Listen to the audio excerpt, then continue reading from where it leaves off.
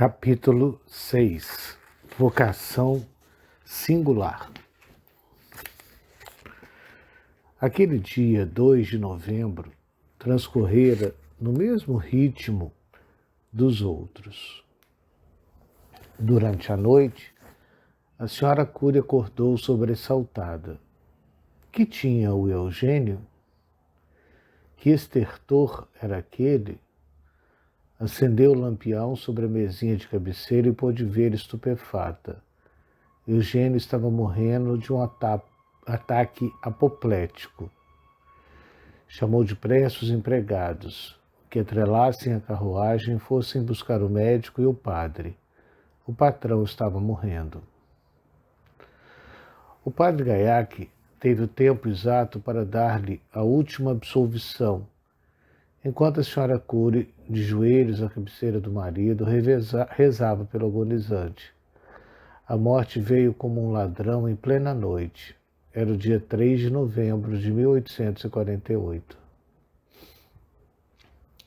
Por uma delicadeza de sentimentos, o padre Gaiac pediu e obteve licença para sepultar o amigo na capela, devida à sua liberalidade. E o padre não sentiu a solidão.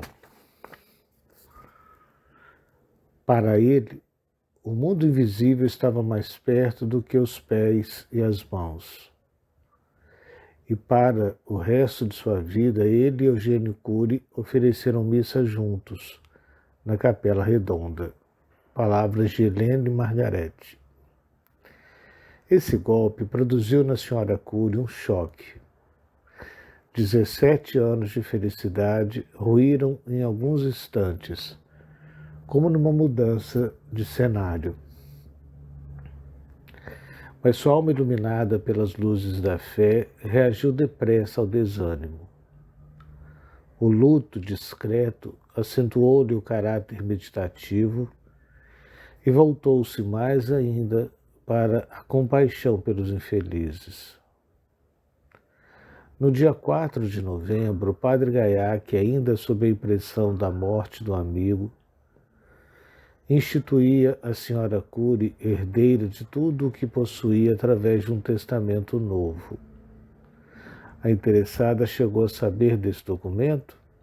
Parece pouco provável. Naquele instante estava ainda sob a impressão do golpe que acabava de receber. Mas, enérgica como era, não se deixaria bater pela dor. Vocês sabem, escreveu ela, que coragem não me falta. Em outra ocasião ela escreveu também, o sofrimento nunca me abateu. Eu compreendo que Deus assim o quer. Pondo sua confiança em Deus e em sua Santa Mãe, procurava conhecer os desígnios da providência a seu respeito em todos os acontecimentos de sua vida. O padre Gaiac partilhava tanto mais do sofrimento da senhora Cury quanto ele próprio sentia muito a partida do amigo de infância. Às vezes, voltava a senhora Cury à lembrança da conversa que tinha tido com o marido há 15 anos. Conversa que nada mais foi do que revelação espontânea daquilo que ela meditava nas horas de isolamento daquele casarão. Se você me faltar, eu me consagrarei a Deus na vida religiosa. Acreditava ler nesses desejos de consagração, há tanto tempo guardados no coração, uma indicação da vontade de Deus e cada vez mais inclinava-se para a vida religiosa. Que pensaria disso o padre Gaiac? Antes de apresentar ao padre, refugiou-se na oração. Durante o tempo de isolamento, enquanto o marido estava vivo e ainda mais agora em casa, na igreja ou na Capela Redonda, estudou seriamente o assunto. A senhora Cury sabia que a vocação religiosa é um dom gratuito de Deus. Só o desejo de entrar para a vida religiosa não basta. É necessário o chamado divino. E como ter certeza desse chamado? Se queres ser perfeito, vende tudo que tens e dai-o aos pobres, e depois vem e segue-me. Mateus capítulo 19, versículo 21. Habituada a dar sem medidas, afeita à generosidade, a primeira parte das palavras do Mestre não constituía problema para ela. Mas a segunda, vem e segue-me, não seria uma ilusão de sua parte? Não estaria ela querendo ingressar num gênero de vida para o qual não estava sendo chamada?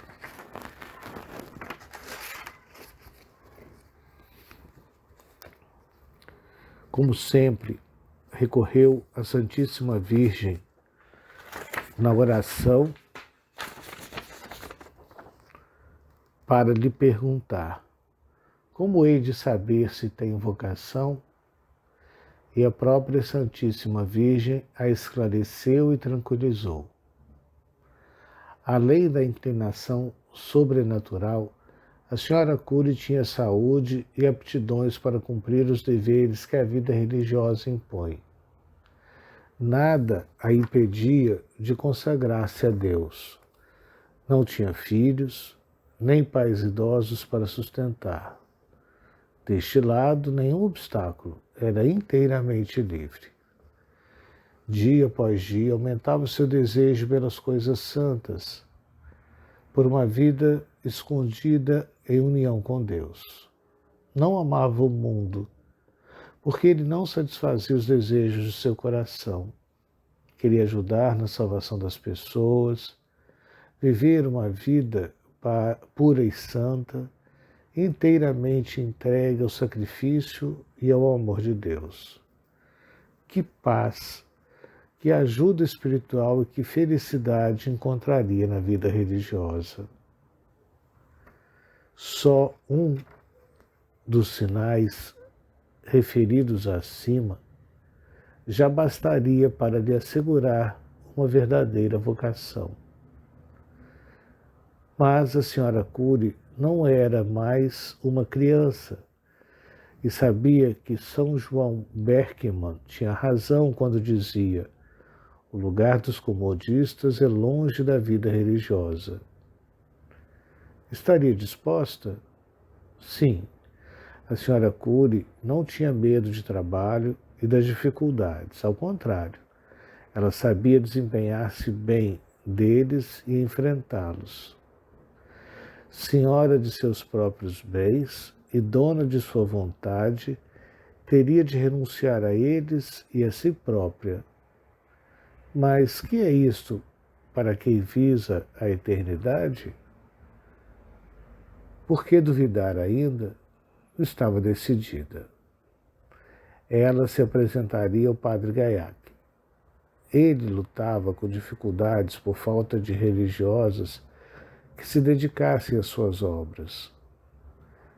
Refúgio, orfanatos, oblatas e preservação.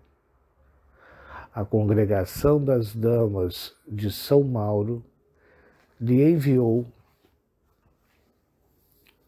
as primeiras irmãs que vieram em seu auxílio. Porém, por um motivo ou por outro, abandonaram as obras. Agora eram as irmãs de São José de Lyon, dedicadas auxiliares que estavam em véspera de fazer o mesmo. O padre Gaiac era pobre e elas também não estavam em condições de sustentar a sua obra. Por esses e outros motivos, ele vinha há anos pensando em fundar uma congregação de religiosas que, seguindo a sua orientação, se dedicassem às suas protegidas. Enfim, ele procurava pessoas que quisessem ser mães para suas órfãs. Entre suas dirigidas, o padre Gaiac podia contar com algumas candidatas dispostas a entrar na congregação que ele fundasse. Todas tinham sólidas qualidades, Porém não era uma pedra angular que ele buscava. A senhora Cury pensava: ele me receberá na congregação que deseja fundar? Minha idade e minha viuvez serão um obstáculo? Sei que ele luta com dificuldades financeiras. Eu lhe darei toda a minha fortuna, todos os bens, e em paga eu lhe pedirei uma só coisa: ser a última na congregação que ele fundar, contando que eu seja religiosa e viva para Deus. Surpresa para o padre Gaiac. Espanto mesmo. Ela estava cheia de dor. Era isso. Ele não podia aceitar. Não, minha filha. Uma decisão dessas não se toma numa hora de sofrimento intenso e nem de um dia para o outro. Mas, padre, não é de um dia para o outro, nem numa hora de sofrimento intenso.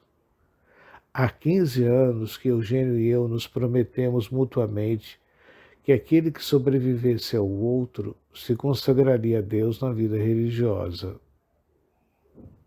Compreendo agora, disse o padre pensativo. Foi porque prometeu ao seu marido. Mas não pense, minha filha, que por haver prometido seja obrigada a cumprir agora, porque ele morreu.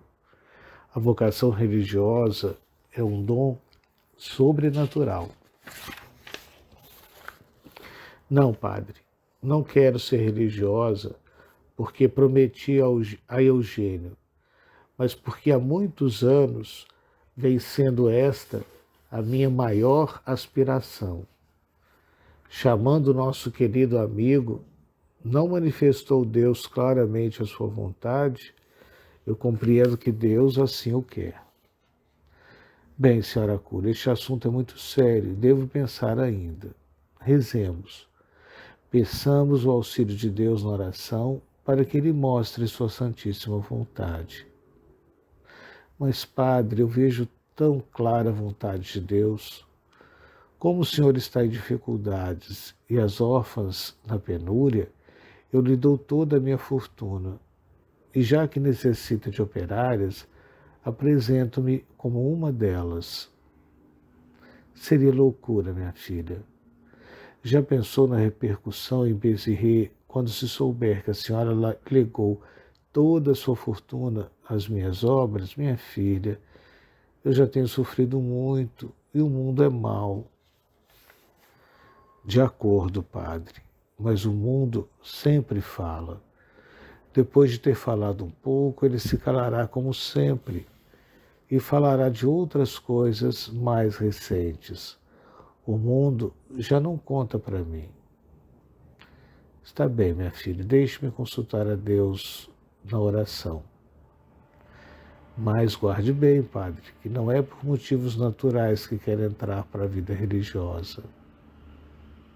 O padre Gaiac estava certo disso. Conhecia há muito tempo a sua dirigida e dela dirá mais tarde. Há 40 anos que a conheço e nunca notei nela uma sombra de dissimulação. Despediram-se.